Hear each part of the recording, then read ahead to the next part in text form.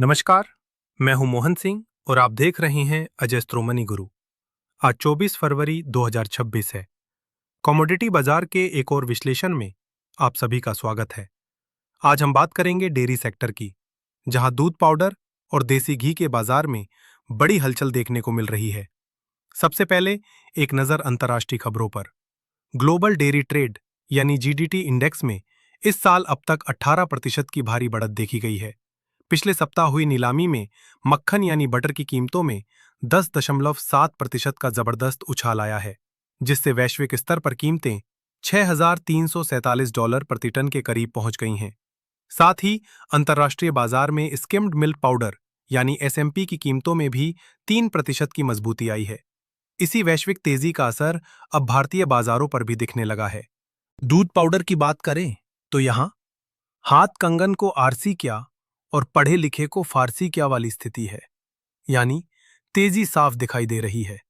पिछले सप्ताह प्लांटों में उत्पादन तो बढ़ा, लेकिन लोकल मांग और चालानी मांग इतनी जबरदस्त थी कि प्रीमियम क्वालिटी के दाम 310 से 323 रुपए प्रति किलो पर मजबूती से टिके रहे।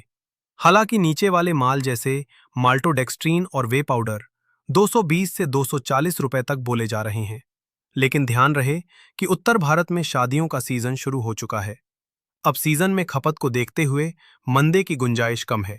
जानकारों का मानना है कि अगले सप्ताह से लिक्विड दूध की खपत और बढ़ेगी, जिससे पाउडर में करेक्शन की संभावना तो है, लेकिन बड़ी गिरावट की उम्मीद नहीं है। अब बात करते हैं देसी घी की। देसी घी के लिए कहावत मशहूर है, घी सांवरा और तेल बावरा। पिछले सप्ताह उत्तर भारत के प्लांटों में मक्खन का उत्पादन बढ़ा है, जिससे घी की सप्लाई भी बढ़ी है। लेकिन अंतर्राष्ट्रीय बाजार में बटर के ऊंचे भाव होने से बड़ी कंपनियों की मांग अचानक बढ़ गई है। इसी वजह से पिछले सप्ताह कंपनियों ने घी के दाम 150 रुपए तक बढ़ा दिए हैं। अब प्रीमियम क्वालिटी का देसी घी 9,200 से 9,525 रुपए प्रति टीन के स्तर पर पहुंच गया है। हालांकि बाजार में एक बड़ी चुनौती मिलावटी घी की है। सस्ता और मिलावटी माल धड़ल्ले से बिकने के कारण बढ़िया क्वालिटी के घी की बिक्री पर थोड़ा दबाव है।